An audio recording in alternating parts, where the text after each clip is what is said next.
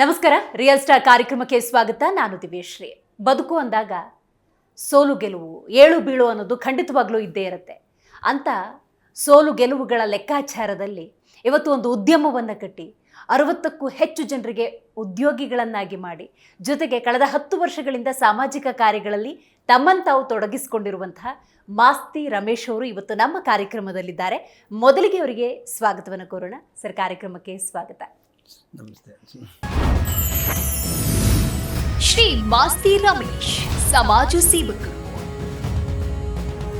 ಮಾಸ್ತಿ ಸಮೀಪದ ತ್ಯಾಗದ ದೊಡ್ಡಿಯ ಮಾಸ್ತಿ ರಮೇಶ್ ಕಡು ಕಷ್ಟದ ಬದುಕಿನಿಂದ ಎದ್ದು ಬಂದ ಪ್ರೇರಣಾದಾಯಕ ಸಾಧಕ. 10ನೇ ತರಗತಿಯಲ್ಲೇ ಕೆಲಸಕ್ಕೆ ಸೇರಿ ಮನೆಯ ಆಧಾರವಾಗಿದ್ದ ಇವರು ಇಂದು 60ಕ್ಕೂ ಹೆಚ್ಚು ಮಂದಿಗೆ ಉದ್ಯೋಗ ನೀಡುವ ಉದ್ಯಮಿಯಾಗಿ ಬೆಳೆದಿದ್ದಾರೆ. ಏಳು ಬೀಳುಗಳ ನಡುವೆಯೂ ಸಮಾಜ ಸೇವೆಯನ್ನ ಕೈಬಿಡದ ರಮೇಶ್ ನಾರಾಯಣ ಗುರು ಟ್ರಸ್ಟ್ ಮೂಲಕ ಜನಪರ ಕಾರ್ಯಗಳಲ್ಲಿ ತೊಡಗಿಕೊಂಡು ಪ್ರತಿಯೊಬ್ಬರೂ ಉತ್ತಮ ಬದುಕು ನಡೆಸಬೇಕು ಎಂಬ ಕನಸಿಗೆ ಜೀವ ತುಂಬುತ್ತಿದ್ದಾರೆ. ಇವರಿಗೆ G Kannada news real star award ನೀಡಿ ಗೌರವಿಸಲು ನಮಗೆ ಹೆಮ್ಮೆಯ.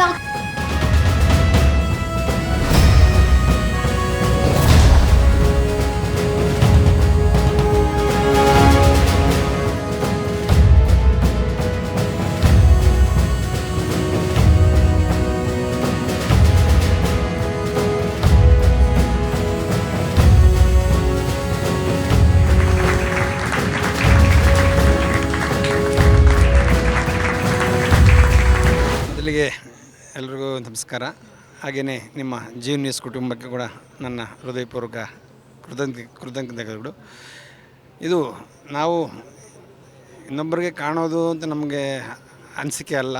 ನಮ್ಮ ಒಂದು ಗುರಿ ಧ್ಯೇಯ ಸಮಾಜದಲ್ಲಿ ಮನುಷ್ಯ ಅಂದಮೇಲೆ ನಾವೊಬ್ಬರು ಬದುಕಲ್ಲ, ನೆರೆಹೊರೆಯರ ಬದುಕು ನಮಗೆ ಒಂದು ಸಾರ್ಥಕತೆ. ನಾವು ಅವ್ರನ್ನ ಗಮನಿಸಿದಾಗ ಮಾತ್ರ ಈ ಜೀವನ ಅನ್ನೋದು ಒಂದು ಮುಖ್ಯ ಉದ್ದೇಶ.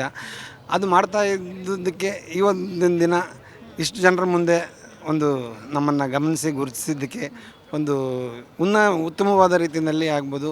ಇನ್ನು ಮುಂದಿನ ಭವಿಷ್ಯತ್ತಿನಲ್ಲಿ ಒಂದು ಸೇವೆ ಮಾಡಬೇಕು ಅನ್ನೋದು ಇಲ್ಲಿ ಒಂದು ಇನ್ನೂ ಹೆಚ್ಚಿನ ಆಸೆ ಬಂದಿದೆ. ಕಳೆದ 10 ವರ್ಷಗಳಿಂದ ಸರ್ ಸಾಮಾಜಿಕ ಕಾರ್ಯಗಳಲ್ಲಿ ನಿಮ್ಮನ್ನು ನೀವು ತೊಡಗಿಸ್ಕೊಂಡಿದ್ದೀರಿ. ವಿದ್ಯಾರ್ಥಿಗಳಿಗಿರ್ಬೋದು, ಕೈಲಾಗದವರಿಗೆ ಧ್ವನಿಯಾಗಿ ನಿಂತ್ಕೊಂಡಿದ್ದೀರಿ, ಅವರಿಗೆ ಆರ್ಥಿಕ ನೆರವನ್ನು ನೀಡ್ತಾ ಬಂದಿದ್ದೀರಿ. ಆದರೆ ನಿಮ್ಮ ಬದುಕಲ್ಲಿ ಹಿಂಗೆ 4 ಜನಕ್ಕೆ ಉಪಕಾರ ಮಾಡಬೇಕು ಅಂತ ಏನು ಪ್ರೇರಣೆ ಆಯಿತು? ನಾನು ಒಂದು ಸಣ್ಣ ಗ್ರಾಮದಲ್ಲಿ ಹುಟ್ಟಿ ಬೆಳೆದವನು. ಆಗಿನ ಕಾಲಕ್ಕೆ ನನ್ನ ವಿದ್ಯಾಭ್ಯಾಸ ಮಾಡಬೇಕು ಅನ್ನೋದು ಒಂದು ಆಸೆ ಇತ್ತು, ಮನೆಯವರೆಗೂ ಇತ್ತು. ನಾನು ಆಗ ವಿದ್ಯಾರ್ಥಿ ಜೀವನದಲ್ಲಿ ಆಗಿನ ಮಟ್ಟದಲ್ಲಿ ಸ್ವಲ್ಪ ಉನ್ನತವಾಗಿ ನಾನು ವಿದ್ಯಾಭ್ಯಾಸ ಮಾಡೋ ಹಂಬಲದಲ್ಲಿದ್ದೆ. ಆಗಿನ ಒಂದು 1987ನೇ ಇಸ್ವಿ ನಾನು SSLC ಪಾಸ್ ಆದ ಒಂದು ವರ್ಷ. ಆಗ ನಮ್ಮ ಮಾಸ್ತಿ ವೆಂಕಟೇಶ್ ಅಯ್ಯಂಗಾರ್ ಒಂದು ಸರ್ಕಾರಿ ಪದವಿ ಪೂರ್ವ ಕಾಲೇಜು ಆಗ್ತಾನೆ ಪ್ರಾರಂಭ ಆಗಿತ್ತು. ಆ ವರ್ಷದಲ್ಲಿ 87 ಜನ ಸ್ಟೂಡೆಂಟ್ಸ್ ಇರ್ತಾರೆ. ಆಗ ಕೇವಲ 7 ಜನ ಮಾತ್ರ ಪಾಸ್ ಆಗಿರ್ತೀವಿ. ಆ 7 ಜನದಲ್ಲಿ ನಾನು ಒಬ್ಬ. ಓಕೆ, 1987ನೇ ಇಸ್ವಿ ಮಾಸ್ತಿ ವೆಂಕಟೇಶ್ ಅನ್ನುವಂತಹ ಒಂದು ಕಾಲೇಜು 87 ಜನ ಸ್ಟೂಡೆಂಟ್ಸ್ ಇರ್ತಾರೆ, 7 ಜನ ಮಾತ್ರ ಪಾಸ್ ಆಗ್ತಾರೆ. ಓಕೆ, ಆ ಒಂದು ಆಶ್ಚರ್ಯ ರಿಸಲ್ಟ್ ನೋಡಿದ ತಕ್ಷಣ ಹಾಗೆ SSLC ಪಾಸ್ ಆಗೋದಂದ್ರೇ ಒಂದು ದೊಡ್ಡ ಮಹತ್ವದ ವಿಷಯ. ಹೌದು, ಆಗಿನ ಕಾಲಕ್ಕೆ ಇರ್ಬೋದು, ಈಗಿನ ವಿದ್ಯಮಾನಕ್ಕೂ ಆಗಿನ ವಿದ್ಯಾಭ್ಯಾಸಕ್ಕೂ ಆ ಮಟ್ಟದಲ್ಲಿತ್ತು. ಆ 7 ಜನ ಪಾಸ್ ಆಗಿದ ತಕ್ಷಣ ಒಂದು ಏನೋ ಒಂದು ವಿಶೇಷತೆ ನಮ್ಮ ಮನಸ್ಸಿನಲ್ಲಿ ಮೂಡಿತ್ತು. ಆ ಒಂದು ನಾವು ಕಾಯ್ತಾ ಇದ್ವಿ, ಮುಂದಿನ ವಿದ್ಯಾಭ್ಯಾಸಕ್ಕೆ ನಮಗೆ ಹೆಚ್ಚಿನ ಸಹಕಾರ ಸಿಗುತ್ತೆ, ಪ್ರೋತ್ಸಾಹ ಸಿಗುತ್ತೆ ಅಂತ. ಎಲ್ಲೋ ಒಂದು ಕಡೆ ನಮ್ಮ ಕುಟುಂಬ ಅವ್ರಿಗೂ ಏನು ವಿದ್ಯಾಭ್ಯಾಸ ಮಾಡಿದ ಕುಟುಂಬ ಅಲ್ಲ, ಸಣ್ಣ ಏನೋ ಉದ್ಯೋಗಗಳು ಮಾಡ್ಕೊಂಡು ನಮ್ಮನ್ನು ಆ ಮಟ್ಟಕ್ಕೆ ಶಾಲೆಗೂ ಕೂಡ ನಡ್ಕೊಂಡು ಬರ್ತಾ ಇದ್ದ ಕಾಲ ಅದು. ತಕ್ಷಣ ನಮ್ಮನ್ನು ಕೈ ಹಿಡಿಲಿಲ್ಲ ಯಾರೂ. ಮುಂದಿನ ವಿದ್ಯಾಭ್ಯಾಸಕ್ಕೆ ಮನೆ ಕಡೆಯೂ ಪ್ರೋತ್ಸಾಹ ಕೊಟ್ಟು ಅವರು ಮುಂದಿನ ವಿದ್ಯಾಭ್ಯಾಸಕ್ಕೆ ಕಳಿಸ್ಲಿಕ್ಕೆ ಆಗಲಿಲ್ಲ. ಜೊತೆಗೆ ಬೇರೆ ನೆರೆಹೊರೆಯವರು ಆಗ್ಬೋದು, ನನ್ನ 7 ಜನ ಪಾಸಾಗಿದ್ದಾರೆ ಅಂದರೆ ಈಗ ಅಟ್ಲೀಸ್ಟ್ ಒಂದು ಪಾಸಾದ ತಕ್ಷಣ ಕರೆದು ವಿಶೇಷತೆಗಳು ಅವ್ರಿಗೇನು ಅನುಕೂಲ ಅಂತ ಒಂದು ಗಮನಿಸೋ ಒಂದು ಕಾಲ ಪರಿಸ್ಥಿತಿ ಇದೆ. ಆಗ ರಿಸಲ್ಟ್ ಬಂದ ತಕ್ಷಣ ಅವರವರು ಏನಿದೆ ಮುಂದಿನ ಯೋಜನೆಗಳು ಅವ್ರನ್ನ ರೂಪಿಸ್ಕೊಬೇಕಾಗಿತ್ತು. ತಕ್ಷಣ ನನ್ನ ಒಂದು ಸಣ್ಣ ಅಂದರೆ ಅದು ನೆನೆಸ್ಕೊಂಡ್ರೆ ನಾನೇನು ಬೇಕಾದರೂ ಅಲ್ಲಿ ಮಾಡಬೇಕಾಗಿತ್ತು ಅಂಥ ಕೆಲಸಕ್ಕೆ ಸೇರಿಸ್ಬಿಟ್ರು. ಓಹೋ, ಹಾ ಹಾ ಹಾ. ಅಂದರೆ ಮುಂದಿನ ಏನು ಕಾಲೇಜ್ ಸೇರಿಸ್ಬೇಕಾ ಯಾರಿಗೂ ಆ ಯೋಚನೆ ಇಲ್ಲ, ನಾವು ನಮಗೂ ಆ ಜ್ಞಾನ ಇಲ್ಲ, ನಾವು ಹೇಳಿದ್ದು ಕೇಳಬೇಕಲ್ಲ. ಮನೆ ಕಡೆ ಪರಿಸ್ಥಿತಿ ಕಷ್ಟ, ಆರ್ಥಿಕ ನೆರವಿಲ್ಲ, ಏನು ಇರ್ಬೋದು, ಏನು ಅಂಥ ಸಣ್ಣ ದೊಡ್ಡ ಮಟ್ಟದಲ್ಲೇನು ಹಣಕಾಸಿನ ಅವಶ್ಯಕತೆ ಇತ್ತೋ ಇಲ್ವೋ, ಆದರೆ ಆಗಿನ ಕಾಲಕ್ಕೆ ಬೇಕಾಗಿತ್ತೇನೋ, ನಮ್ಗೆ ಆ ಆಲೋಚನೆನೂ ಇಲ್ಲ, ವಿಚಾರಿಸ್ಲಿಕ್ಕೂ ಹೋಗಿಲ್ಲ. ಕಾಲೇಜ್ ಓದಬೇಕಾ ಅನ್ನೋದೇ, ಅವ್ನು ಕಳ್ಸೋಕೆ ನಮ್ಗೆ ಅಷ್ಟು ಶಕ್ತಿ ಇದೆಯಾ ಅನ್ನೋದು ಯೋಚನೆ ಮಾಡಿ ನಮ್ಮನ್ನು ಯಾರೋ ಒಬ್ಬರನ್ನ ನಮ್ಮ ಸಮಾಜದವ್ರನ್ನೋ ಯಾರನ್ನೋ ಸಮುದಾಯದವ್ರನ್ನೋ ಹಿಡಿದು ನಮ್ಮನ್ನು ಏನು ಮಾಡ್ಬೋದು, ಇವ್ರನ್ನ ಎಲ್ಲೋ ಒಂದು ಉದ್ಯೋಗ ಕೊಡಿಸಿ ಅನ್ನೋ ಮಟ್ಟ ಯೋಚನೆ ಮಾಡಿದ್ರೆ ಆಗಲಿ, ವಿದ್ಯಾಭ್ಯಾಸದ ಕಡೆ ಗಮನ ಹರಿಸಿಲ್ಲ. ಆಗ ನಮಗೆ ಆ ಯೋಚನೆನೂ ಬಂದಿಲ್ಲ. ಏನೋ ಆ ಕಾಲ ಕಳೆದ್ಬಿಟ್ವಿ. ಈಗ ನೀವು 10 ವರ್ಷದಿಂದ ಮಾಡ್ತಾ ಇದ್ದೀನಿ ಅನ್ನೋದಕ್ಕೆ ಮೂಲ ಪ್ರೇರಣೆ ನಾನು ಪಟ್ಟ ಆಗಿನ ಒಂದು ಕಷ್ಟ, ನೋವು. ಖಂಡಿತವಾಗ್ಲೂ ಸರ್. ಹಾಗಾದ್ರೆ ಖಂಡಿತ ಅದೇ ಇದಕ್ಕೆ ಇವತ್ತು ಏನೋ ವಿದ್ಯಾರ್ಥಿಗಳು ಕೇಳ್ತಾರೆ ಅಂದ್ರೆ ಅವತ್ತಿನ ಜೀವನ ನಿಮಗೆ ನೆನಪಾಗುತ್ತೆ. ಅದಕ್ಕೆ ಕಷ್ಟ. ನಾನು 150 ರೂಪಾಯಿಗೆ ಸೇರಿದ್ದು ನಾನು ಅವಾಗ. ಅದು ತಂದು ಕೊಟ್ಟರೆ ಮಾತ್ರನೇ ಕುಟುಂಬ ಪೋಷಣೆ, ಬೇರೆ ದಾರಿ ಇಲ್ಲದೆ ಇತ್ತೇನೋ. ಆ ದಿನಗಳಲ್ಲಿ ಅವರು ಅದರಲ್ಲಿ ಸಂತೋಷ ಪಡ್ತಾ ಇದ್ರು. ವಿದ್ಯಾಭ್ಯಾಸ ಇನ್ನೊಂದು ಅವ್ರಿಗೆ ಯೋಚನೆ ಇಲ್ಲ. ಅದು ಅಲ್ಲೆಲ್ಲೋ ಒಂದು ಕಡೆ ಅದು ನನಗೆ ಆಘಾತ. ಬೇಸರ ಆಗಲ್ವಾ? ಅಯ್ಯೋ, ನನ್ನೊಂದು ಒಳ್ಳೆ ವಿದ್ಯಾವಂತ ಆಗಬೇಕಾಗಿತ್ತು. ನನ್ನ ಜೊತೆಯವರು ಇವತ್ತು ನನ್ನ ಕ್ಲಾಸ್ಮೇಟ್ಸು ದೊಡ್ಡ ದೊಡ್ಡ ಸರ್ವಿಸ್ಗಳಲ್ಲಿದ್ದಾರೆ. ಅವ್ರು ಎಲ್ಲೋದ್ರು ಅಂತೂ ಅಲ್ಲಿಗೆ ಗ್ಯಾಪ್ ಆಗೋಯ್ತು. ನಾನೆಲ್ಲೋ ಒಂದು ಮೂಲೆಯಲ್ಲಿದ್ದೆ, ಯಾರ್ದು ಇಷ್ಟು ಕಾಂಟ್ಯಾಕ್ಟ್ಸ್ ಇಲ್ಲ, ಈ ಥರ ಒಂದು ಫೋನ್ ಇಲ್ಲ. ನಾನು ಉದ್ಯೋಗಕ್ಕೆ ಸೇರಿದ ಒಂದು 5 ವರ್ಷಕ್ಕೂ 6 ವರ್ಷಕ್ಕೂ ಒಂದು ಯಾವುದೋ ಒಂದು ದೊಡ್ಡ ಫೋನ್ ತೆಗೆದಿರ್ಬೋದು ಅಷ್ಟೇ. ನಿಮ್ಮ ಬಾಲ್ಯ ತಿಳ್ಕೊಳ್ಳೋ ಕುತೂಹಲ ಹಂಗಿದ್ರೆ ಹೇಗಿತ್ತು ನಿಮ್ಮ ಬಾಲ್ಯ? ಸುಭಿಕ್ಷವಾಗಿತ್ತ, ಕಡು ಕಷ್ಟನ?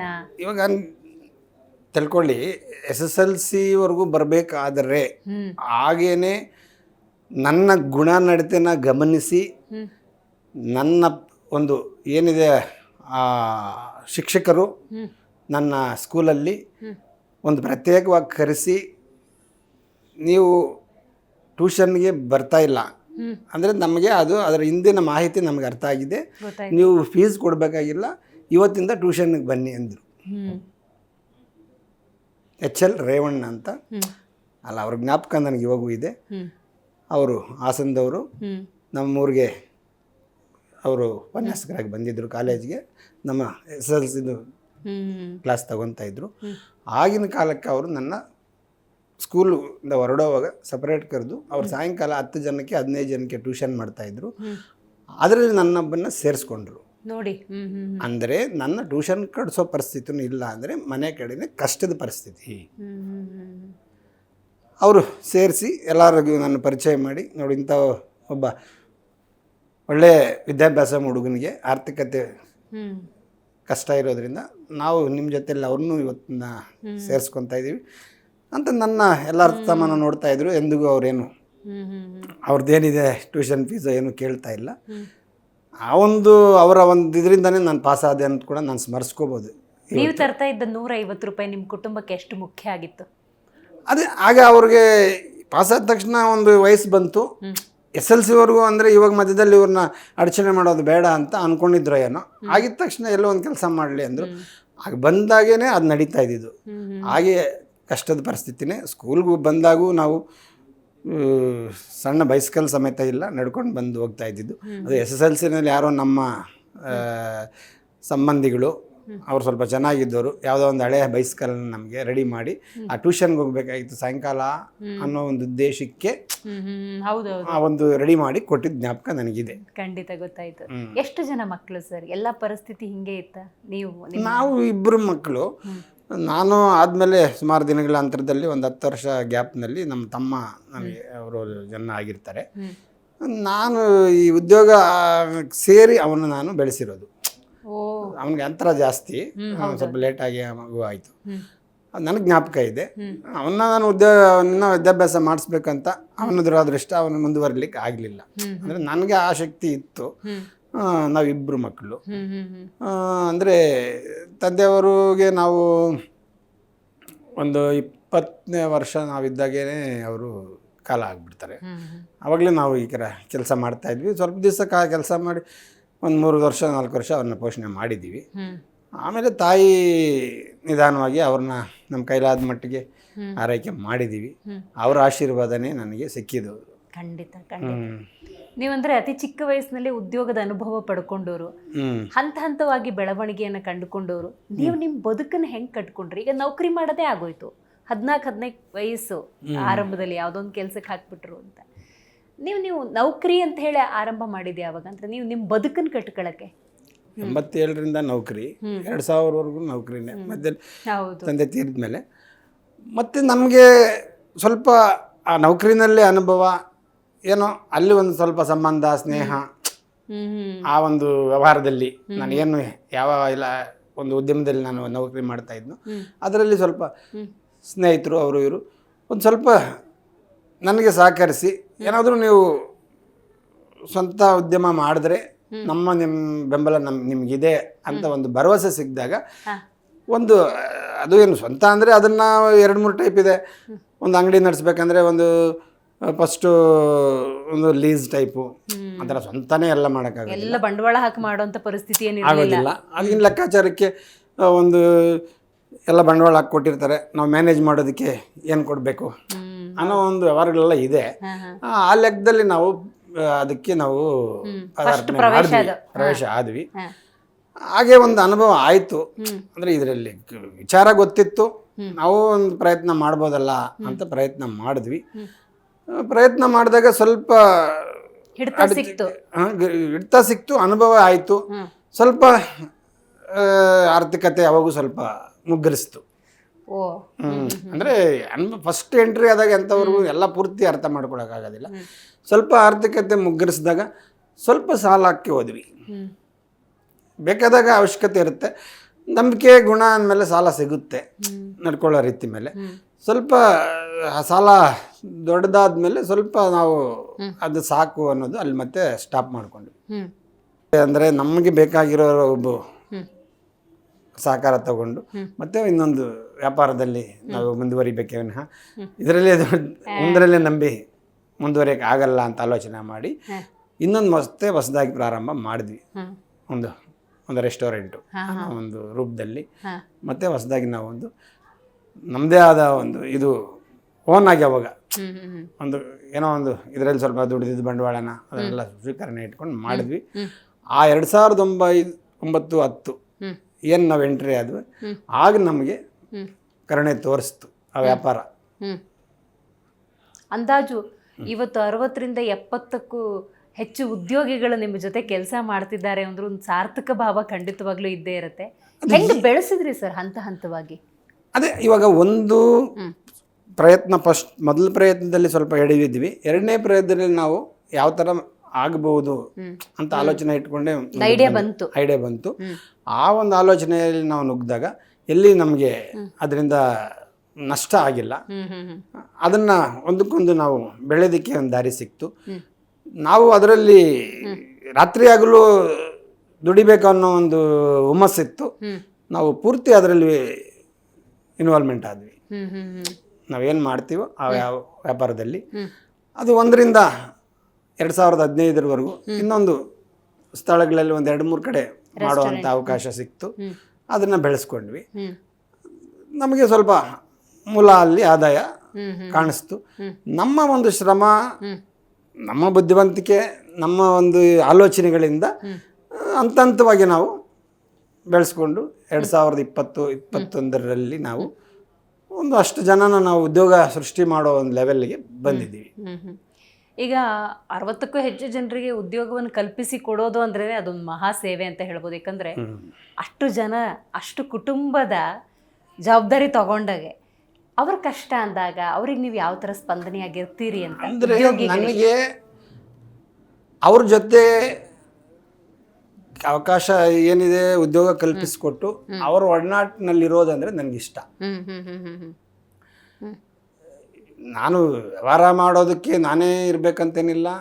ಇಲ್ಲ ನಾನೊಂದು ವ್ಯವಹಾರ ಮಾಡಿ ಇವಾಗ ಯಾವ ರೂಪದಲ್ಲಾದರೂ ಅದನ್ನು ಆದಾಯ ತೊಗೊಬೋದು. ಆದರೆ ನನ್ನ ಮನಸ್ಸು ಏನು ಹೇಳ್ತದೆ ಅಂದರೆ, ನಾನು ನೇರವಾಗಿ ನಾನೇ ನಿರ್ವಹಿಸಬೇಕು, ನಾನೇ ಅವ್ರ ಜೊತೆ ಭಾಗವಹಿಸಬೇಕು, ದಿನ ಅವ್ರನ್ನ ಸಂಪರ್ಕಿಸ್ಬೇಕು ಅನ್ನೋದು. ಯಾಕಂದರೆ ಮೊದಲಿಂದ ನಾನು ಏನು ಕೆಲಸ ಬಂದೆ, ಆ ಕೆಲಸದಲ್ಲಿ ಏನು ನಾನು ನೋವು ಸುಖ ಅನುಭವಿಸಿದ್ದೆ, ಎರಡನ್ನೂ ನಾನು ಗಮನಿಸಿದಾಗ, ಅದನ್ನು ಹಿಂದಕ್ಕೆ ಹೋದಾಗ ನಾನು ಅವ್ರ ಜೊತೆಲಿ ಇರೋದೇ ನನಗೊಂದು ಖುಷಿ. ಅದರಿಂದ ನಾನು ಯಾವತ್ತೂ ಕೆಲಸಕ್ಕೆ ನಾನು ಎಲ್ಲೋ ಕುತ್ಕೊಂಡು ಸುಖ ಜೀವನ ಮಾಡಬೇಕು ಅನ್ನೋದು ಇವತ್ತಿಗೂ ನನಗಿಲ್ಲ. ಖಂಡಿತ ಆದ್ದರಿಂದ ನಾನು ಅವ್ರ ಜೊತೆಯಲ್ಲಿ ದಿನ ನಾನು ಮಾತಾಡಿ ಒಂದು ಸುತ್ತ ಅವ್ರ ಜೊತೆಯಲ್ಲಿ ಹೋಗಿ ಬಂದು ನನಗೆ ಆ ಇಷ್ಟ ಆರೋಗ್ಯದಿಂದ ನಾನು ಅದನ್ನು ಬೆಳೆಸ್ಕೊಂಡು ಬರ್ತಾ ಇದ್ದೀನಿ. ಏನು ಮುಕ್ತವಾಗಿ ಮಾತಾಡ್ತಾರ ನಿಮ್ಮ ಜೊತೆ? ಎಲ್ಲ ಉದ್ಯೋಗಗಳು ನಾವು ಅವ್ರ ಜೊತೆಲಿ ಚೆನ್ನಾಗಿರ್ತೀವಿ, ಸೊಸೈಲಾಗಿರ್ತಾರೆ. ಅವರು ನನ್ನ ಮೇಲೆ ಅಷ್ಟು ಇಷ್ಟಪಟ್ಕೊಂಡು ಕೆಲಸ ಮಾಡ್ಕೊಂಡಿದ್ದಾರೆ. ಖಂಡಿತ. ಈ ಎಲ್ಲದರ ನಡುವೆ ಸರ್, ಸಾಮಾಜಿಕ ಕಾರ್ಯಗಳಲ್ಲಿ ನಿಮ್ಮ ನೀವು ಗುರುತಿಸ್ಕೊಳ್ತೀರಿ ಅಂತ, ಒಂದು ಸಮಾಜ ಸೇವೆ ಮಾಡಬೇಕು, ವಿದ್ಯಾರ್ಥಿಗಳಿಗೆ, ಅಬಲೆಯರಿಗೆ, ನಿರ್ಗತಿಕರಿಗೆ ಸಹಾಯ ಮಾಡಬೇಕು ಅನ್ನುವಂಥ ಯೋಚನೆಗಳು ಬರ್ತವೆ. ಯಾವ ರೀತಿ ಮಾಡ್ಕೊಂಬಂದ್ರಿ ಅಂತ? ಈಗ ನಾವು ನಮ್ಮ ಫ್ಯಾಮಿಲಿ ಒಂದು ಕಾಲದಲ್ಲಿ ಇನ್ನೊಬ್ಬರ ಆಸರೆಯಲ್ಲಿ ಬೆಳೆದಿದೆ. ಅದು ನನಗೆ ಅವಾಗ ನನಗೆ ಗಮನ ಇದೆ, ಜ್ಞಾಪಕನೂ ಇದೆ. ಯಾವ ಥರ ಇತ್ತು ಪರಿಸ್ಥಿತಿ ಅಂತ? ಅದು ಸತ್ಯದ ಮಾತು. ಯಾಕಂದರೆ ನಮ್ಮ ತಾತ ಯಾವುದೂ ಇಟ್ಟು ಹೋಗಿಲ್ಲ. ಅವರು ಆ ಸಮಯಕ್ಕೆ ಕಷ್ಟಪಟ್ಟು ಇನ್ನೊಬ್ಬರ ಒಂದು ಆಶ್ರಯದಲ್ಲಿ ಕೂಡ ಉಪಯೋಗಿಸ್ಕೊಂಡು ನಮ್ಮ ಜೀವನ ಕಟ್ಟಿ ಅವರು ಸ್ವಲ್ಪ ಜೀವನ ಮಾಡ್ತಾ ಇದ್ದರು. ಆಗಿರೋವಾಗ ಹಾಗೆ ಆ ಪರಿಸ್ಥಿತಿ ಕೂಡ ಹಂಗಿರುತ್ತೆ. ಸಹಕರಿಸಿರೋರು ಇರ್ತಾರೆ, ಇಲ್ಲದೇ ಇರೋರು ಇರ್ತಾರೆ. ನಮಗೆ ಒಂದು ಗುಣ ಏನು ಅಂದರೆ, ಕಷ್ಟ ಪಡೋರಿಗೆ ಸ್ವಲ್ಪ ನಾವು ಸಹಕರಿಸಿದ್ರೆ, ಅವ್ರೇನಾದ್ರೂ ಮೇಲಕ್ಕೆ ಬಂದರೆ ಅವ್ರು ಇನ್ನೊಬ್ಬರಿಗೆ ದಾರಿ ಆಗ್ತಾರಾ? ನಿಜ. ವ್ಯಾಪಾರ ಆಗಬೇಕಂದ್ರೆ 10 ಜನ ಬಂದರೆ ಅಲ್ಲಿ ವ್ಯಾಪಾರ ಆಗುತ್ತೆ. ನಿಜ. ಅದರಿಂದ ಲಾಭನೂ ಪಡ್ಕೊಂಡಿರ್ತೀವಿ. ಬಂಡವಾಳ ನಮ್ಮದೇ. ಆದರೆ ಜನ ಇಲ್ಲ ಅಂದರೆ ಬದುಕಕ್ಕಾಗಲ್ಲ. ಅವ್ರು ಬಂದರೆ ಮಾತ್ರನೇ. ಖಂಡಿತ. ಎಲ್ಲ ವ್ಯಾಪಾರಗಳವರೆಗೂ ಒಲ್ಲದು ಬರಲ್ಲ. ಅದು ಅವ್ರವ್ರು ಇದು. ಕೆಲವರು ವ್ಯಾಪಾರದಲ್ಲಿ ಪದೇ ಪಾಪ ನಷ್ಟ ಅನುಭವಿಸ್ತಾ ಇರ್ತಾರೆ, ಸ್ವಲ್ಪ ಸಾಲಕ್ಕೂ ಸಿಕ್ಕಾಗತ್ತಾರೆ, ಅಂಗಡಿನ ಆ ಒಂದು ವ್ಯವಹಾರನ ಕ್ಲೋಸು ಮಾಡ್ತಾರೆ. ನಮಗೆ ಒಂದು ಅನುಕೂಲ ಆಗಿದೆ ಅಂದರೆ ಈ ಎಲ್ಲ ಸಮಾಜದ ಒಂದು ನಮಗೆ ನೆರವು, ಸಹಕಾರ ಅದು ಸಿಕ್ಕಿದಾಗ ನಾನೇನು ಮಾಡಿದ್ದೀನಿ, ಸಮಾಜಕ್ಕೆ ಏನು ಕೊಟ್ಟಿದ್ದೀನಿ ಅನ್ನೋದು ನನ್ನದಲ್ಲಿ ಪ್ರಶ್ನೆ. ಚೆನ್ನಾಗಿ ಬಂದಿದ್ದೀನಲ್ಲ, ಕಷ್ಟಪಟ್ರೇ ಸುಖ ಬರೋದು. ಆದರೆ ಅದಾದಮೇಲೆ ನಾನೇನು ಕೊಟ್ಟಿದ್ದೀನಿ ಅನ್ನೋದು ನನಗೆ ನನ್ನಷ್ಟು ನನಗೆ ಬಂದಿರೋದೆ. ಆ ತತ್ವ ಸಿದ್ಧಾಂತದಲ್ಲಿ ನಾನು ಏನು ಮಾಡ್ಬೋದು ಅಂತ ನಾನು ಆಲೋಚನೆ ಮಾಡಿ, ಸಹಕಾರ ನಾನು ವ್ಯವಹಾರ ಮಾಡ್ತಾ ಇದ್ದಾಗ ನಾನು ಯಾರು ಬರ್ತಾರೋ, ಒಂದು ದೇವಸ್ಥಾನ ಇರ್ಬೋದು, ಊರಿನಲ್ಲಿ ಏನೋ ಒಂದು ಕಾರ್ಯಕ್ರಮ ಆಗ್ತಾ ಇದೆ ಅನ್ಬೋದು, ಅಂಥ ಟೈಮಲ್ಲಿ ನನ್ನ ಕೈಲಾಗಿದ್ದ ಮಟ್ಟಕ್ಕೆ ಮಾಡಿದ್ದೀನಿ. ಈಗ ನನ್ನದೇ ಆದ ಒಂದು ಹಂತಕ್ಕೆ ಬಂದ ಮೇಲೆ ನನ್ನ ಒಂದು ವೇದಿಕೆಯಲ್ಲಿ ನಾನು ಏನು ಮಾಡ್ಬೋದು ನನ್ನ ಕೈಲಾದ ಮಟ್ಟಿಗೆ ಅಂತ ನಾನು ಆಲೋಚನೆ ಮಾಡಿ, ನನ್ನ ಕುಟುಂಬದ ಜೊತೆ ಚರ್ಚೆ ಮಾಡಿ ನಾನು ಈ ಒಂದು ಸಿದ್ಧಾಂತದಲ್ಲಿದ್ದೀನಿ. ನಮ್ಮ ಒಂದು ಜೀವನಕ್ಕೆ ಆಗ್ಬೋದು, ನಾವೇನು ಇವತ್ತು ತೊಂದರೆಯಲ್ಲಿಲ್ಲ. ಆಗಿದ್ದಾಗ ನಮ್ಮ ಸಮಾಜದಲ್ಲಿ ನಮ್ಮ ಹಿಂದೆ ಇರೋರದು ತುಂಬ ನಿರ್ಗತಿಕರದು ನಾವೇನಾನ ಮಾಡೋ ಆಲೋಚನೆ ನನಗಿದೆ ಅಂದಾಗ ಅದಕ್ಕೇನು ನಮ್ದು ಅಭ್ಯಂತರ ಇಲ್ಲ ಅಂತ ಅವರು ಚರ್ಚೆ ಮಾಡಿ ಹಾಗೆ ಒಂದು ಸಣ್ಣದಾಗಿ ಒಂದು ಟ್ರಸ್ಟ್ನ ನಾನು ಪ್ರಾರಂಭ ಮಾಡ್ಕೊತೀನಿ. ಓಕೆ, ಏನು ಟ್ರಸ್ಟ್ ಸರ್? ಅದು ಏನು ಹೆಸರು? ಅದು ಶ್ರೀ ನಾರಾಯಣ ಗುರು ಚಾರಿಟಬಲ್ ಟ್ರೇವಾ ಟ್ರಸ್ಟ್ ಅಂತ. Okay, Narayana Guru charitable ಟ್ರೇವಾ trust. Narayana ಗುರುಗಳು ಅವರು ಆಧ್ಯಾತ್ಮಿಕವಾಗಿ ಅವರು ಸಮಾಜದಲ್ಲಿ ಸಮಾನತೆಯ ಜೀವನಕ್ಕಾಗಿ ಏನು ಇವತ್ತು ಅಸ್ಪೃಶ್ಯತೆ, ಅಸಮಾನತೆ ಅದನ್ನು ತೊಡಗಿಸಲು ಜೀವನವನ್ನು ಮುಡುಪಾಗಿಟ್ಟ ಒಬ್ಬ ದಾರ್ಶನಿಕರು, ಸಮಾಜದ ಸುಧಾರಕರು. ನನ್ನ ಈ ಒಂದು ಸಮಾಜದಲ್ಲಿ ನಾನು ಓಡಾಡೋ ಸಮಯದಲ್ಲಿ ನನಗೆ ಅವರ ಗಮನ ಸೆಳೆಯುತ್ತೆ. ಅವರ ಸಿದ್ಧಾಂತಗಳು, ಅವರ ಉಪದೇಶಗಳನ್ನ ನಾನು ಕೇಳ್ಪಟ್ಟು, ಆದ್ದರಿಂದ ಅಂತಹ ಸಿದ್ಧಾಂತದಲ್ಲಿ ಅಂಬೇಡ್ಕರ್ ಆಗ್ಬೋದು, ಬುದ್ಧ ಆಗ್ಬೋದು, ಬಸವ ಆಗ್ಬೋದು, ವಿವೇಕಾನಂದರಾಗ್ಬೋದು, ಅಂಥವರಲ್ಲಿ ಇವರೊಬ್ಬರು ಶ್ರೀ ನಾರಾಯಣ ಗುರುಗಳು. ಅವರ ಒಂದು ತತ್ವ ಸಿದ್ಧಾಂತಗಳು ಇಷ್ಟ ಆಗಿ ಅವರ ಹೆಸರಿನಲ್ಲಿ ಒಂದು ಟ್ರಸ್ಟ್ ಮಾಡೋದಕ್ಕೆ ಆಲೋಚನೆ ಮಾಡ್ತೀನಿ. ಸೆಪ್ಟೆಂಬರ್ 7, 1900 ಅಂದರೆ ಈಗ ರೀಸೆಂಟಾಗಿ ನಾನು ಮಾಡಿರೋದು 2025ರಲ್ಲಿ. ನಾನು ಆ ಟ್ರಸ್ಟ್ನ ಮೂಲಕ ನಾನು ಏನಾದರೂ ಸಮಾಜಕ್ಕೆ ಕೊಡುಗೆ ಕೊಡಬೇಕು ಅಂತ ನಾನು ಮಾಡ್ತಾ ಇದ್ದಾಗ ಇದು ಒಂದು ನನ್ನದೇ ಒಂದು ಸ್ವಂತ ಒಂದು ಅಧಿಕೃತವಾಗಿ ಮಾಡೋಣ ಅನ್ನೋ ಒಂದು ಆಲೋಚನೆ ಮಾಡಿದ್ದೀನಿ ಇವಾಗ. ಖಂಡಿತ ಸರ್. ಈ ರೀತಿಯ ಸಾಮಾಜಿಕ ಸೇವೆಗಳನ್ನು ಮಾಡಿದಾಗ ಹಲವರು ಉಪಯೋಗವನ್ನು ಪಡ್ಕೊಂಡಿರ್ತಾರೆ. ಅವರು ನಿಮ್ಮ ಹತ್ರ ಬರ್ಬೋದು, ಹಣ ಉಪಕಾರ ಆಯಿತು ಸರ್, ನಿಮ್ಮಿಂದ ಬಹಳ ಸಹಾಯ ಆಯಿತು, ಈ ಥರದ್ದೆಲ್ಲ ಫೀಡ್ಬ್ಯಾಕ್ಗಳನ್ನು ಕೊಟ್ಟಾಗ ನಿಮ್ಮ ಜವಾಬ್ದಾರಿ ಜಾಸ್ತಿ ಆಗಲ್ವಾ? ಇನ್ನೂ ಮಾಡಬೇಕು, ಇನ್ನೂ ಬಹಳಷ್ಟು ಜನ ಇದ್ದಾರೆ, ನನ್ನ ಕೈಲಾಗಿದ್ದ ಮಟ್ಟಿಗೆ ನಾನು ಮಾಡ್ಕೊಂಡು ಹೋಗೋಣ, ಈ ಥರದೊಂದು ಭಾವನೆ ಬರುತ್ತಾ? ಖಂಡಿತ ತೃಪ್ತಿ ಆಗಿದೆ. ನನ್ನ ಬಂದು ಸುಮಾರಷ್ಟು ಜನ ಅದಕ್ಕೆ ನನಗೆ ಒಳ್ಳೆ ಪ್ರತಿಕ್ರಿಯೆಯನ್ನು ಕೊಟ್ಟವ್ರೆ. ಇಂಥ ಆಲೋಚನೆ ತುಂಬ ಖಂಡಿತ ಆಯಿತು. ಸಮಾಜದಲ್ಲಿ ಒಂದು ಸಮಾನತೆಗಾಗಿ ಹೋರಾಟ ಮಾಡ್ತಾ ಇರೋ ಸುಮಾರು ಮುಖಂಡರುಗಳು ಬಂದು ಇಂಥ ದಾರ್ಶನಿಕರ ಹೆಸರಿನಲ್ಲಿ ನೀವು ಒಂದು ಸೇವೆ ಮಾಡಕ್ಕೆ ಹೊರಟಿದ್ದೀರಿ, ಖಂಡಿತ ನಮಗೆ ಇದು ನಿಮಗೆ ಒಳ್ಳೆಯದಾಗಲಿ, ಎಂದಿಗೂ ನಮ್ಮ ಸಹಕಾರ ಇರ್ತದೆ ಅಂತ ಸುಮಾರು. ಅಂದರೆ ಇವತ್ತು ಸಮಾಜದಲ್ಲಿ ಸಮಾನತೆಯ ಹೌದು ಒಂದು ಭಾವನೆಗಳು ಬೇಕು ಅನ್ನೋದು ಇಲ್ಲಿ ಮೂಲ ಉದ್ದೇಶ. ದೇವಸ್ಥಾನಗಳಿಗೆ ಕೈಲಾದಂತಹ ಒಂದಷ್ಟು ಆರ್ಥಿಕ ನೆರವು. ದೇವಸ್ಥಾನ ನಮ್ಮ ಒಂದು ಧರ್ಮ. ನಾವು ಆ ಕಾಲದಿಂದನೂ ಸಾವಿರಾರು ವರ್ಷಗಳಿಂದನೂ ಕೇಳ್ಪಟ್ಟಿರೋದು. ನಮಗೆ ಆ ದೇವರ ಒಂದು ದಯೆಯಿಂದ ನಾವು ಇದ್ದೀವಪ್ಪ, ಬೆಳಗ್ಗೆ ಇದ್ರೆ ಅದಕ್ಕೆ ನಾವು ಪ್ರಾಮುಖ್ಯತೆ ಕೊಡಲೇಬೇಕು. ಅದು ಅವರವರ ಕರ್ತವ್ಯ. ಅದರಿಂದ ಹೆಚ್ಚಿಗೆ ಸ್ವಲ್ಪ ದೇವಸ್ಥಾನಗಳನ್ನ ಪೂಜೆ ಮಾಡೋರು, ವಿಶೇಷಗಳು ಮಾಡೋರು ಸ್ವಲ್ಪ ಹೆಚ್ಚಿಗೆ ಇರ್ತಾರೆ. ಅದರಲ್ಲಿ ನನಗೇನಂದರೆ ಊರು ಅಂದಾಗ ಅಂಥ ಕಾರ್ಯಕ್ರಮಗಳಲ್ಲಿ ಭಾಗವಹಿಸೋದು ಮೊದಲಿಂದ ಇಷ್ಟ. ಆ ಭಾಗವಹಿಸಿ ಊರಿನಲ್ಲಿ ಹಿರಿಯರು ಫಸ್ಟು ನನಗೆ ಒಂದು 4 ವರ್ಷದಿಂದ ಒಂದು ಜವಾಬ್ದಾರಿ ಕೊಡ್ತಾರೆ. ಊರಲ್ಲಿ ಸುಮಾರು ಒಂದು 500 ವರ್ಷಗಳ ಹಿಂದಿನ ದೇವಸ್ಥಾನದಲ್ಲಿ ನೀವು ನಿರ್ವಹಿಸಿ ಸ್ವಲ್ಪ ಅಂತ. ಆಗ ಒಂದು ಜವಾಬ್ದಾರಿ ತಗೊತೀವಿ. ಅಲ್ಲಿ ನಮ್ಮದೇ ಆದ ವರ್ಷದಲ್ಲಿ ಏನೇನು ಕಾರ್ಯಕ್ರಮಗಳಿದೆ, ಶ್ರೀ ವೆಂಕಟೇಶ್ವರ ಸ್ವಾಮಿಯ ದೇವಸ್ಥಾನ ಅದು.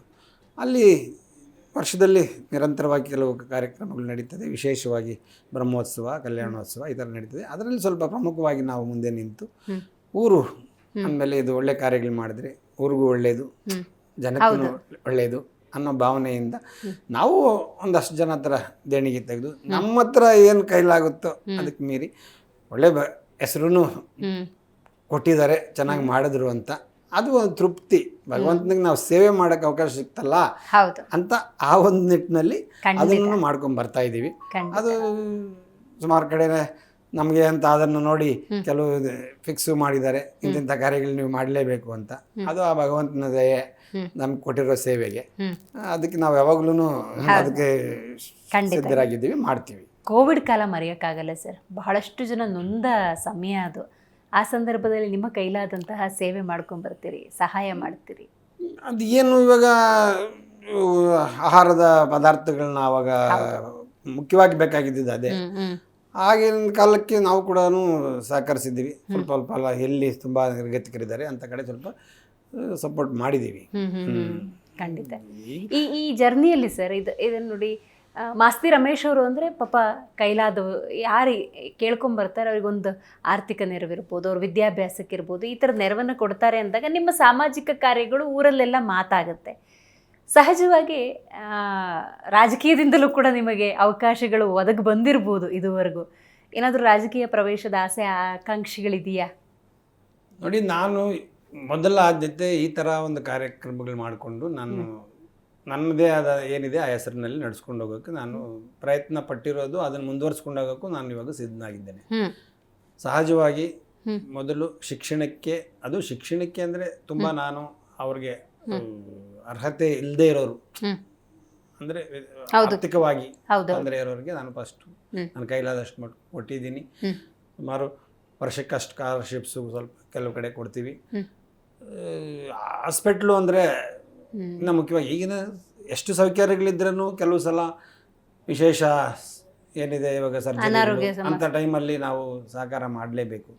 ಅಂಥ ಟೈಮಲ್ಲಿ ನಾನು ಯಾವಾಗ ಬಂದರೂ ನಮ್ಮ ಟ್ರಸ್ಟ್ ಮೂಲಕ ಒಂದಷ್ಟು ಹಣನ ನಾನು ಕೊಡೋಕ್ಕೆ ನಾನು ಹೇಳಿ ಬಯಸ್ತೀನಿ. ಹ್ಮ್ ಜೊತೆಗೆ ನೀವೊಂದು ರಾಜಕೀಯ ಅಂತ ಒಂದು ಮಾತು ಹೇಳಿದ್ರಿ.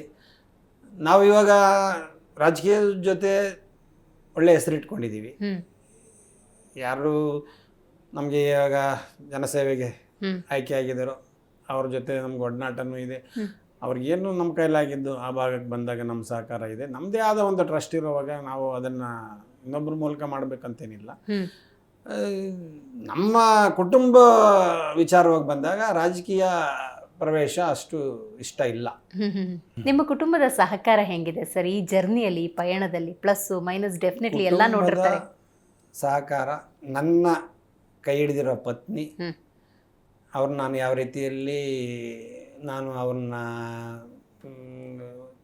ನಿಮಗೆ ಹೊಗಳೋದಕ್ಕೆ ಆಗಲ್ಲ, ಅಂದರೆ ನಾನು ಸ್ಮರಿಸ್ಕೊಬೇಕು ಹ್ಮ್ ಅಲ್ವಾ? ಹ್ಮ್ ಯಾಕೆಂದರೆ ನನಗೆ ಏನು ಕಷ್ಟಗಳು ಬಂತು ಹ್ಮ್ ಅದಕ್ಕೆ ಸರಿಸಮವಾಗಿ ನಿಂತು ಹ್ಮ್ ಏನು ಇವಾಗ ಕೆಲವು ಮಾತಾಡೋಕ್ಕೂ ಕಷ್ಟ ಆಗುತ್ತೆ. ಹ್ಮ್ ಅಲ್ಲ, ನಮಗೆ ಆಗಿನ ಒಂದು ಮಧ್ಯದಲ್ಲಿ ನಿಮಗೆ ಹೇಳಿದೆ ನಾನು, ಹೌದು. ಒಂದು ಉದ್ದಿಮೆ ಪ್ರಾರಂಭ ಮಾಡುವಾಗ ತೊಂದರೆ ಆಯಿತು ಅಂತ, ಸಾಲನೂ ಮಾಡಿದೆ ಅಂತ ಕೂಡ ನಾನು ಆ ಪದನ ಹೇಳಿದ್ದೀನಿ. ಹೌದು. ಆ ಟೈಮಲ್ಲಿ ನಾವೇನು ಕಳ್ಕೊಂಡಿದ್ದೀವಿ ಅಂತ ನಾವು ಹೇಳಕ್ಕೆ ಬಯಸಿದ್ರೆ ಹ್ಮ್ ಪೂರ್ತಿ ಅವ್ರು ಯಾವುದೂ ಅಡ್ಡ ಇಲ್ದಿರ ನಮಗೆ ಸ್ಪಂದಿಸಿದ್ದಾರೆ. ಹ್ಮ್ ಹ್ಮ್ ಹ್ಮ್ ಇವಾಗ ನೀವು ಏನು ಕೊಡೋಕ್ಕೆ ಸಾಧ್ಯ? ಒಂದು ಪತ್ನಿಯಾಗಿ ಕೆಲಸ ಮಾಡೋಕ್ಕೆ ಸಾಧ್ಯ, ಅವ್ರ ಹತ್ರ ಏನು ಒಡವೆ ವಸ್ತ್ರ ಇದ್ರೆ ಕೊಡ್ಸೋದು, ಇದೇನು ಸಾಲದು ಅಲ್ಲ. ಹೌದು ಹೌದು. ಆ ಒಂದು ನಿಟ್ಟಿನಲ್ಲಿ ಅವರು ಒಂದು ಕೆಲಸಕ್ಕೆ ಹೋಗಿ ಕೂಡ ನನಗೆ ಸ್ಪಂದಿಸಿದ್ದಾರೆ ನೋಡಿ. ಹ್ಮ್ ಹ್ಮ್ ಹ್ಮ್ ನಾನು ಕೆಲಸಕ್ಕೆ ಹೋಗೋವಾಗ ಅವರು ಕೆಲಸಕ್ಕೆ ಹೋಗಿ ಸ್ಪಂದಿಸಿದ್ದಾರೆ. ಹ್ಮ್ ಅದಕ್ಕಿಂತ ಇನ್ನೇನು ಬೇಕು? ಯಾವ ಹೇಳೆ ನಾನು ಯಾವ ಥರ ಹೇಳ್ಬೇಕು ಅವ್ರನ್ನ? ನನಗಿಂತ ಹೆಚ್ಚಾಗಿ ಅವರು ಸರಳತೆ. ಹಾ ಹಾ ಇವತ್ತು ನನಗೆ ಅವ್ರು ಗೋಲ್ಡ್ ಹಾಕಲ್ಲ. ಓಕೆ, ಅಷ್ಟು ಸರಳವಾಗಿ ಜೀವನ ನಮಗೆ ಬೇಡ, ಹಾ. ನಾವು ತಕ್ಕೊಡೋಗೋದ್ರೂ ಬೇಡ. ಹ್ಮ್ ಹ್ಮ್ ಹ್ಮ್ ಹ್ಮ್ ಅದು ನನ್ನ ಮಕ್ಕಳ ಒಂದು ಗುಣ. ನನಗೆ ಖಂಡಿತ. ಸಹಜವಾಗಿ ಒಂದು ಹೆಣ್ಣಿಗೆ ಅದು ಆಸೆ ಇರುವಂಥದ್ದು, ಇಬ್ಬರು ಹೆಣ್ಮಕ್ಳು. ಆದ್ರೆ ಅಷ್ಟು ಅವರು ಸರಳ ಅಂತ ನಾನು ಒಂದು ಮಾತಲ್ಲಿ ಹೇಳ್ಬೋದು. ಖಂಡಿತ. ಮುಂದಿನ ಗುರಿ ಏನು ಇಟ್ಕೊಂಡಿದ್ದೀರಿ ಸರ್? ಏನು ಇವಾಗ ಜೀವನ ಕಷ್ಟಪಟ್ವಿ, ಮಧ್ಯದಲ್ಲಿ ಒಂದು ಸುಖ ಸಿಕ್ಕಿದೆ, ಒಂದಷ್ಟು ಜನಕ್ಕೆ ಕುಟುಂಬ ಪೋಷಣೆ ಮಾಡುವಷ್ಟು ಭಗವಂತ ಅವಕಾಶ ಕಲ್ಪಿಸ್ಕೊಟ್ಟಿದ್ದಾರೆ. ಅದು ನಡೀತಾ ಇರಲಿ. ಜೊತೆಗೆ ಈ ಟ್ರಸ್ಟ್ನ ಮೂಲಕ ಏನು ತುಂಬ ಒಂದು ಮುಖ್ಯವಾಗಿ ಆರೋಗ್ಯ, ಶಿಕ್ಷಣ. ಆರೋಗ್ಯ ಅಂದರೆ ಎಲ್ಲ ಬರುತ್ತೆ. ಒಂದು ದೈಹಿಕವಾಗಿ ಅವರು ಅಂಗವಿಕಲತೆ ಇರ್ಬೋದು, ಇನ್ನೇನಿರ್ಬೋದು. ಅಂಥ ಸಮಯದಲ್ಲಿ ನಮ್ಮ ನೆರವೇನು ಒಂದು ಮನುಷ್ಯನ ಒಂದು ಜೀವನ ಮಾಡೋದಕ್ಕೆ? ಶಿಕ್ಷಣ ಕೊಟ್ಟರೆ ಅವನು ಸ್ವತಂತ್ರವಾಗಿ ಬದುಕ್ಬೋದು. ಮಿಕ್ಕಿದ್ದ ನಾನು ಒಂದು ದಿವಸ ಊಟ ಕೊಟ್ಬಿಟ್ಟು ಇಲ್ಲ ಒಂದು ವರ್ಷ ಅವನು ಸಾಕ್ಬಿಟ್ಟು ಮಾತ್ರಕ್ಕಿದ್ದಾಗಲ್ಲ. ಶಿಕ್ಷಣ ಅನ್ನೋದು ಮನುಷ್ಯನಿಗಿದ್ರೆ ಅವನು ಸ್ವತಂತ್ರವಾಗಿ ಶಾಶ್ವತವಾಗಿ ಬದುಕ್ಬೋದು ಅನ್ನೋದು ನನಗೆ ನನ್ನ ಆಲೋಚನೆ. ಈ ಕಾರ್ಯಕ್ರಮದ ಮೂಲಕ ಸಮಾಜಕ್ಕೆ ಯಾವ ಸಂದೇಶವನ್ನು ಕೊಡೋದಕ್ಕೆ ಬಯಸ್ತೀರಿ? ಈಗ ನನಗೂ ಒಂದು ಆಶ್ಚರ್ಯ ರೀತಿಯಲ್ಲಿ ನನ್ನ ಇಲ್ಲಿ ಕರೆಸ್ಕೊಂಡಿದ್ದೀರಿ. ನಿಮ್ಮ ಜೀವವಾಹಿನಿಗೆ ನಾನು ಯಾವ ರೀತಿ ಕೃತಜ್ಞತೆ ಹೇಳಬೇಕು ಅಂತ ಕೂಡ ನಾನು ಮಾತು ಬರ್ತಾ ಇಲ್ಲ. ಆದರೆ ನಾವು ಈ ಮಟ್ಟಕ್ಕೆ ಬರ್ತೀವಿ ಅಂತ ನಾನು ಊಹಿಸಿರಲಿಲ್ಲ. ನಿಮ್ಮ ಒಂದು ವಾಹಿನಿಯಲ್ಲಿ ಕುಳಿತುಕೊಂಡು ನಿಮ್ಗೆ ಉತ್ತರ ಕೊಡೋ ಮಟ್ಟಕ್ಕೆ ನಾವು ಬರ್ತೀವಿ ಅಂತ. ಆದರೆ ನೀವು ಕೇಳಿದ್ದು ಸತ್ಯವಾಗಿದೆ, ನಾನು ಹೇಳಿದ್ದೂ ಸತ್ಯವಾಗಿದೆ. ನಾನು ಈ ಮೂಲಕ ಭಗವಂತ ಯಾರಿಗೆ ಏನು ಜೀವನದಲ್ಲಿ ಕಷ್ಟಪಟ್ಟ ಆಗ್ಬೋದು, ಸುಖದಿಂದ ಆಗ್ಬೋದು, ಅವ್ರಿಗೆ ಅವಕಾಶ ಕೊಟ್ಟಿದ್ರೆ ನಮ್ಮಿಂದ ಇನ್ನೂ ಒಂದು ಸುತ್ತಮುತ್ತಲ ಜನ ಚೆನ್ನಾಗಿರಲಿ ಅಂತ ಒಂದು ಭಾವನೆ ಬರಲಿ ಈ ಸಮಾಜಕ್ಕೆ. ಎಲ್ಲರೂ ಸಮಾನತೆಯಿಂದ ನೋಡಿ, ಎಲ್ಲರೂ ಮನುಷ್ಯರು ಒಬ್ಬರೇ, ಒಂದೇ ಮತ, ಒಂದೇ ಜಾತಿ, ಒಬ್ಬನೇ ದೇವರು. ಈ ಗುರಿನಲ್ಲಿ ನಡೀರಿ. ತಮ್ಮ ಕೈಲಾಗಿದ್ದನ್ನು ಸಮಾಜಕ್ಕೆ ಸಹಾಯ ಮಾಡಿ. ತುಂಬ ದೀನರಿಗೆ, ದುರ್ಬಲರಿಗೆ ಇಂಥ ವಾಹಿನಿಗಳಿರೋದ್ರಿಂದ ಈ ಸಮಾಜಕ್ಕೆ ಇದೊಂದು ಮೆಸೇಜ್ ಅಂತ ಕೂಡ ಹೇಳ್ಬೋದು. ನಿಮಗೂ ಇಂಥ ಒಂದು ಕಾರ್ಯಕ್ರಮಗಳು ಮಾಡ್ತಾ ಇರೋದಕ್ಕೆ ನನಗೆ ತುಂಬ ಸಂತೋಷ ಆಗ್ತಾ ಇದೆ. ಖಂಡಿತ ಸರ್, ಖಂಡಿತ. ನಿಮಗೆ ಕೂಡ ನನ್ನ ಅನಂತ ಧನ್ಯವಾದಗಳು. Thank you sir, thank you sir. ಇವತ್ತಿನ ಕಾರ್ಯಕ್ರಮದಲ್ಲಿ ಭಾಗಿಯಾಗಿ ನಿಮ್ಮ ಬದುಕನ್ನು ನಮ್ಮ ಜೊತೆ ಹಂಚಿಕೊಂಡಿದ್ದಕ್ಕಾಗಿ ಧನ್ಯವಾದಗಳು. ಸೊ ನೋಡಿದ್ರಲ್ಲ ವೀಕ್ಷಕರೇ, ಇವತ್ತಿನ ರಿಯಲ್ ಸ್ಟಾರ್ ಕಾರ್ಯಕ್ರಮದಲ್ಲಿ ಮಾಸ್ತಿ ರಮೇಶ್ ಅವರು ಭಾಗಿಯಾಗಿದ್ರು. ಒಂದು ಕಥೆನೇ ಕೇಳ್ದಂಗಾಯ್ತು. ಯಾಕಂದರೆ ಅವರ ಬದುಕು ಆ ರೀತಿ ಇದೆ. ಕಡು ಕಷ್ಟದ ಜೀವನ, ಬದುಕಬೇಕು ಅನ್ನೋ ಛಲ, ಇದೆಲ್ಲದರ ನಡುವೆ ಆ ಸಾಧನೆಯ ಶಿಖರ ಏರ್ತೀನ ಅನ್ನುವಂಥ ಸಂಶಯದ ನಡುವೆ ಇವತ್ತು 60ಕ್ಕೂ ಹೆಚ್ಚು ಜನಕ್ಕೆ ಉದ್ಯೋಗವನ್ನು ಕಲ್ಪಿಸಿಕೊಂಡಿದ್ದಾರೆ ಅನ್ನೋದಾದರೆ ಯೋಚನೆ ಮಾಡಿ ಎಷ್ಟರ ಮಟ್ಟಿಗೆ ಹಠತೊಟ್ಟು ಬದುಕನ್ನು ನಡೆಸಿರಬಹುದು ಅಂಥೇಳಿ. ಅವ್ರು ಹೇಳಿದ ಸಂದೇಶ ಒಂದೇ, 4 ಜನಕ್ಕೆ ಉಪಕಾರ ಮಾಡಿ ಅವರ ಬದುಕನ್ನು ಕಟ್ಕೊಡುವಂಥ ನಿಟ್ಟಿನಲ್ಲಿ ನೆರವಾಗಿ ಅಂಥೇಳಿ. ನೋಡ್ತಾ ಇರಿ ಜೀ ಕನ್ನಡ ನ್ಯೂಸ್, ಸತ್ಯವೇ ಸುದ್ದಿಯ ಜೀವಾಳ.